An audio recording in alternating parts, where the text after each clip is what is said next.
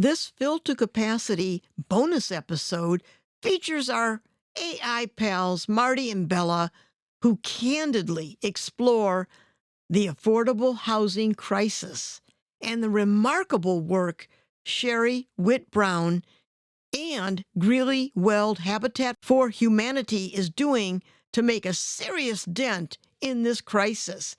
But folks, I had to jump in and fix a few of the creative mispronunciations of Cheri's name along the way. Okay, over to you, Marty and Bella. All right, welcome in everyone to this deep dive. Yeah, sure. We're going to be talking about affordable housing, and I am so excited to dive in.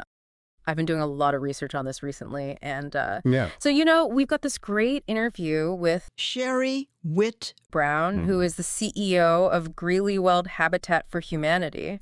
Yeah, and what I think is so fascinating about this deep dive is we're not just going to be talking about affordable housing, but we're going to be talking about the way that it's done on the ground, with real people and real stories. And Cheri's story is amazing. It is. I mean, so she starts out literally picking up nails on her dad's construction sites as a little kid. And getting paid a penny a piece. A penny a piece. I mean, that's unbelievable. An incredible story. And there's this great anecdote about how, they needed to prep a site for building and her dad blew up a boulder. Yeah, I mean, talk about hands-on education. Yeah. I mean, how cool is that? That's fantastic. So obviously she has this background in construction. Right. But she doesn't immediately go work for Habitat for Humanity. No, she actually had a for-profit construction career, running her own company. So what was the impetus for her to transition to a nonprofit like Habitat for Humanity?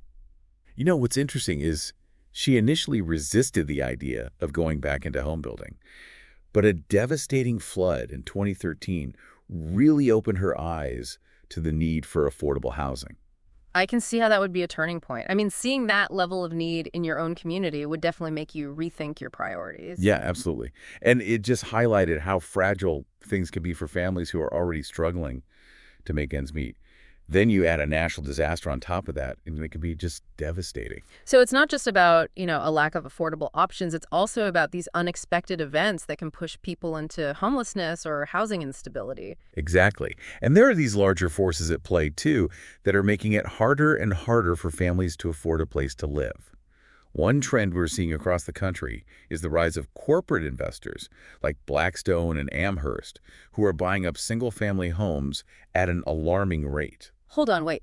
Big corporations are buying up houses. How does that impact everyday families who are just trying to, buy their first home? Imagine you're trying to compete with a company that has virtually unlimited funds to spend. These corporations are snapping up properties left and right, often driving up prices beyond what many families can afford. It's creating this real squeeze on the market. It's like they're changing the rules of the game, making it harder for the average person to get on the property ladder. Absolutely, and this issue is compounded by historical practices like redlining.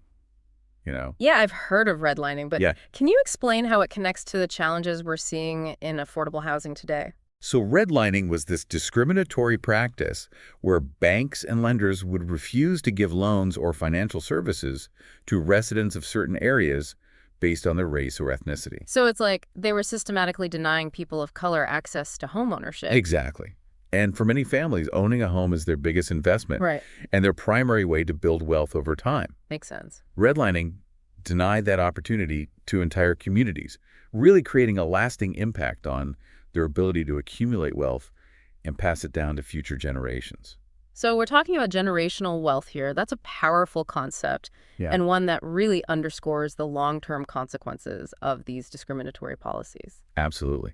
It's not just about the immediate impact. It's about the ripple effect that continues to be felt today. So it's like this perfect storm, right? We have these rising housing costs. We've got these corporate investors coming in and buying up properties. And then we have this legacy of discriminatory practices that continue to impact communities of color. No wonder affordable housing is such a massive issue. It is. It is. And it's a complex issue with no easy solutions. So let's get back to Cheri and Habitat for Humanity. Okay, Now, typically, Habitat is known for building a few houses a year. right. How did she transform this organization to be able to tackle these bigger, more systemic challenges? Okay, so that's where her business acumen and her leadership really come into play. Yeah. When she came in, they were building 5 homes a year. 5. 5. And so her and the board, they had this goal to grow the organization. They knew they needed a new business model to generate more revenue and to really create a lasting impact. And that's what, we call scaling. Okay, so scaling, it sounds pretty abstract. Right. Can you break it down? What did it actually look like in practice? So they knew they needed to secure land, find new funding sources, and build strategic partnerships. And one of the first things she did was secure land and funding to build 14 homes in 2 years. Oh, wow. So she doubled their output right out of the gate. Right out of the gate. And then remember that devastating flood we talked about earlier? Well, it resulted in an influx of disaster relief money from HUD. HUD, that's the Department of Housing and Urban Development, right? Exactly. And these funds were meant to help communities rebuild after the flood, but they had to be used quickly. So that must have been a challenge. It was. Affordable housing development typically takes a long time because of, zoning regulations and all those permitting issues and, of course, fundraising. Right, so there's this urgency to use the funds quickly. Right. And this is where Cheri she saw an opportunity. She knew that to truly address the affordable housing crisis, she needed to think bigger and bolder. So she partnered with a private developer called Commonwealth Companies. A private developer and a nonprofit working together. That's pretty unique. It is. It's pretty rare. Ah. But by combining their expertise and resources, from the nonprofit, private, and the government sectors, they were able to streamline the process and create a model for rapid development that was also financially sustainable. So it's like they cracked the code, figuring out how to move quickly and decisively. Exactly. They created this blueprint for how to do it effectively. And this success paved the way for their next big venture, Hope Springs. Okay, Hope Springs. Tell me more. What makes this development so special? So Hope Springs is a 42-acre community that really embodies Cheri's vision. It's not just about building houses. It's about creating this thriving, interconnected neighborhood where families can grow and prosper. So it's like they're going beyond just bricks and mortar. Absolutely. They're integrating all these amenities and resources that can support families on multiple levels. I'm intrigued. How did this project even come about? Initially, Cheri was looking at a different piece of land for development, and there were all these roadblocks. Then, kind of serendipitously, the owners of the current Hope Springs property approached her. Wow. They offered to partner. They saw the value in what Cheri was trying to achieve and wanted to be a part of it. So it was like a chance encounter that led to this much bigger vision. It was. Hope Springs will eventually include 174 Habitat homes and 320 affordable rental units. That's incredible. But you mentioned it goes beyond just housing. What else have they incorporated into this community? Well, they've included a child care center, recreational areas, and access to essential amenities like grocery stores and schools. What kind of recreational areas? Anything unique? They have these mini-pitch soccer fields, which are popular in Latin American cultures, and a nature discovery park that encourages outdoor exploration. I love that. It's like they're designing with cultural sensitivity in mind. Exactly. And it really speaks to the fact that they've involved the community in the design process from the very beginning. They're not just imposing their ideas. They're listening to the needs and aspirations of the families who will be living there. That makes a huge difference, that community involvement. Oh, absolutely. It creates a sense of ownership and belonging. And that's something that Cheri is incredibly passionate about. Yeah. She believes that everyone, regardless of their income level, deserves to live in a place where they feel safe, connected, and supported. A place where they can thrive. Exactly. Okay, so this is fantastic. We have this amazing community taking shape. Yeah. A place where families can put down roots and build a better future. But a project of this scale has to require a ton of funding and support. How did they pull it off? It took a lot of hard work, for sure. Cheri really excels at building bridges and forging partnerships. She secured funding from government grants, private investments, and even donations from individuals and corporations. She really tapped into every possible avenue. She did. And what's remarkable is she even got support from both sides of the political aisle.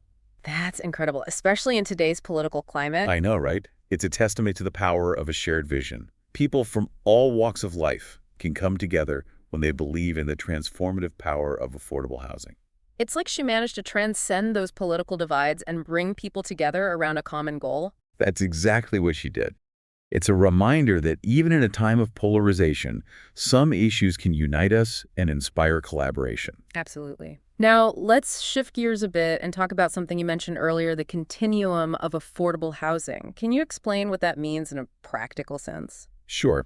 So the continuum of affordable housing is about recognizing that there isn't a one-size-fits-all solution to this problem. People are at different stages in their lives and have different needs. Right. This continuum model encompasses a range of housing options to meet those diverse needs. So it's like a spectrum of support from emergency shelters to long-term homeownership. You got it. On one end, you have emergency shelters and transitional housing for those experiencing homelessness. These are critical resources that provide immediate support and a path to stability. But the goal is to help people move beyond crisis mode and into more permanent solutions, right? Absolutely. That's where affordable rental units come in. Mhm. They offer a more stable living situation, allowing families to save money, build credit, and work towards homeownership if that's their goal. And that's where Habitat for Humanity really shines, right? Exactly.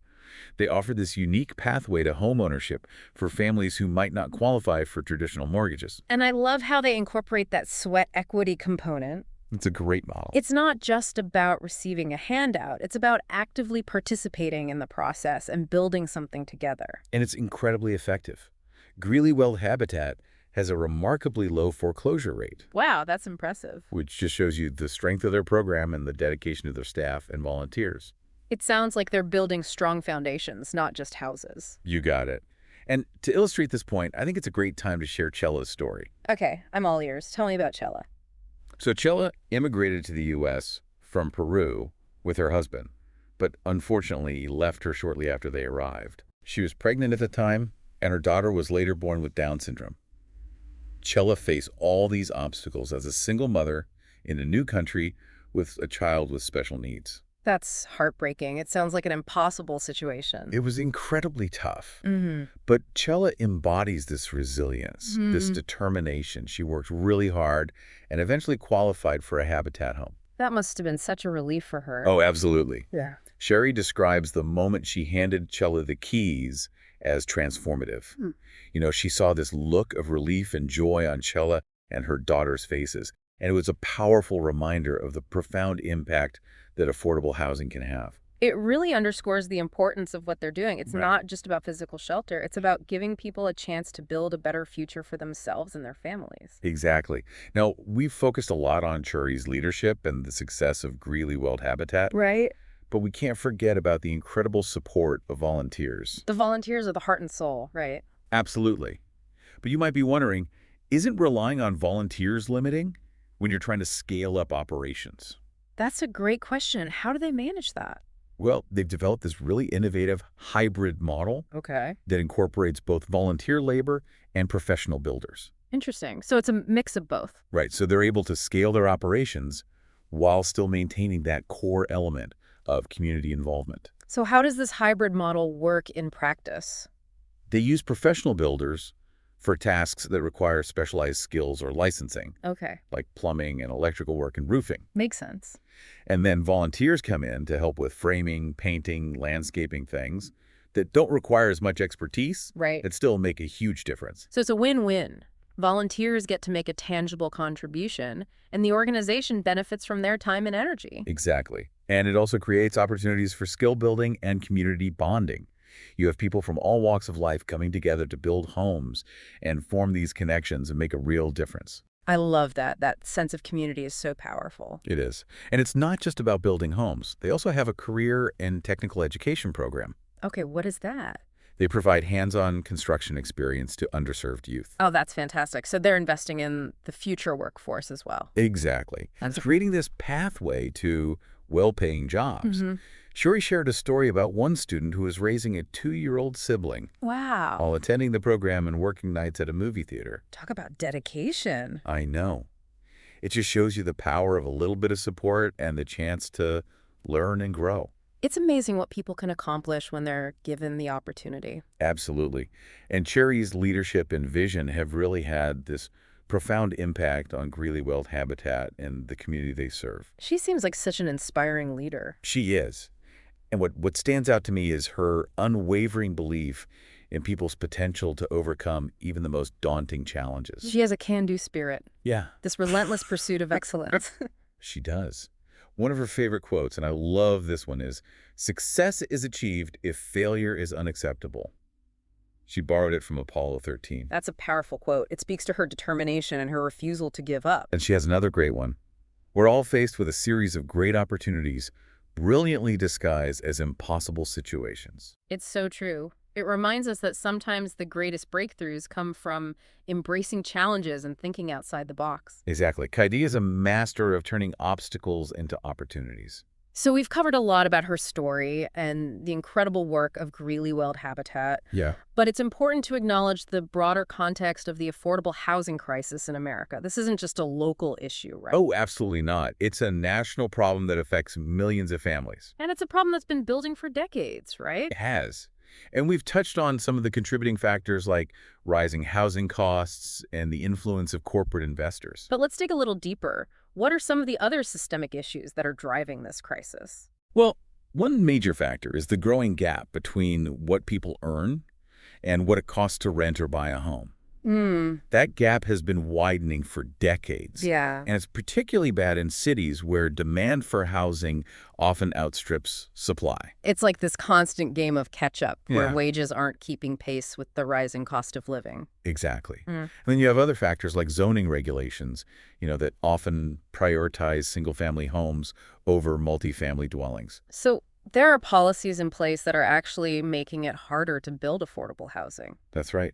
And then there's the issue of NIMBYism. NIMBYism, not in my backyard. Exactly. That's the resistance to new development, particularly affordable housing Right. in people's own neighborhoods. I've seen that play out in my own city. It's like this disconnect. People support the idea of affordable housing in theory, but they don't want it built near them. It's a common phenomenon. People often raise concerns about property values, traffic, crime. So it's like this tension between recognizing the need and actually being willing to make space for it. Exactly. And it's a major obstacle that we need to address if we want to make real progress. Well, it's a complex problem for sure, but I'm encouraged by the fact that there are organizations like Habitat for Humanity and policymakers and advocates who are out there working to find solutions. Yeah, and we're seeing some really innovative approaches emerge, like that Hope Springs model Right. and policy changes to increase the supply of affordable units and protect renters' rights. So it's not all doom and gloom. No. There is hope. There is. Change is possible, but it requires collective effort Yeah. and a refusal to give up. Well said. I think we can all draw inspiration from Cheri's story and the work of Greeley-Weld Habitat. Absolutely. It's a reminder that even small actions can make a big difference, Yeah. and that when we work together, we can achieve amazing things. So we just talked about some of the really complex challenges surrounding the affordable housing crisis. I mean, rising costs, corporate investors, policy, roadblocks, it's easy to feel overwhelmed. Right. But then we hear stories like Cheri's, and it's like, okay, change is possible. And what's really inspiring about her story is how much she emphasizes individual action. Yeah. She always says that everyone has something to contribute, no matter how small. Right. Whether it's volunteering or donating or just raising awareness. Exactly. Because it's easy to get stuck in that feeling of, like, what can I do? This problem is too big. Yeah, that feeling of helplessness. Yeah. But I think about all those Habitat volunteers, and while they might not be solving the entire crisis, they're definitely impacting families one home at a time. That's it. It's that ripple effect. Yeah. Cheri talked about how Hope Springs has actually gotten national attention. Other Habitat organizations are looking to replicate its success. That's fantastic. Yeah. So it's not just a nice story, it's actually a model for change. It is. And that's why it's important to understand why Hope Springs has been so successful. It goes beyond just the houses themselves. It's the community focus we talked about, the design, the resident involvement, creating a place where people can really thrive. It's about fostering that sense of belonging, that connection. Absolutely. And that ties back into the continuum of affordable housing idea. Right. It's not enough to just provide emergency shelter or affordable rentals. You got to create that pathway to stability, to economic empowerment. And owning a home is a big part of that. Absolutely. And Habitat for Humanity helps families invest in their future. Exactly. Now, I don't want to get too into the weeds, but there's something about Cheri's approach to all this that I find really smart. Oh, yeah. What's that? It's how she gets funding and support for these projects. It goes beyond just traditional grants or donations. Right, so she's thinking outside the box. Yeah. Finding creative ways to get these initiatives going. Exactly. She's really strategic in how she builds partnerships that benefit everybody. For example, with Hope Springs, she frames it as a good investment, not just for the families living there, but for the whole community. That makes a lot of sense. Highlighting those wider benefits helps attract a broader range of support. Right. She's really good at bringing the research to the table, too, about how affordable housing boosts workforce stability, Yeah. improves education outcomes, even reduces healthcare costs. It's like she's not just asking for money, she's showing them the value. Exactly. It's a great lesson for anyone in the nonprofit world. Yeah. You can't just have a worthy cause. You have to articulate the impact you're having, make those connections. So idealism is great, but you need that strategy too. Exactly. You have to understand the needs of your funders, your partners, and show them how your goals align with theirs. Cheri's a great example of that. She's built this financially sustainable organization that's making a real difference. She has. It's impressive how she uses her business background and knowledge to make a real social impact. Now, you mentioned that Hope Springs is getting national attention. Are there other innovative approaches to affordable housing out there that you've noticed? Oh yeah, there's a bunch of exciting things happening around the country. One that's becoming more popular is inclusionary zoning. Inclusionary zoning. What's that? So it's a policy where developers have to include a certain percentage of affordable units in new housing projects. Okay.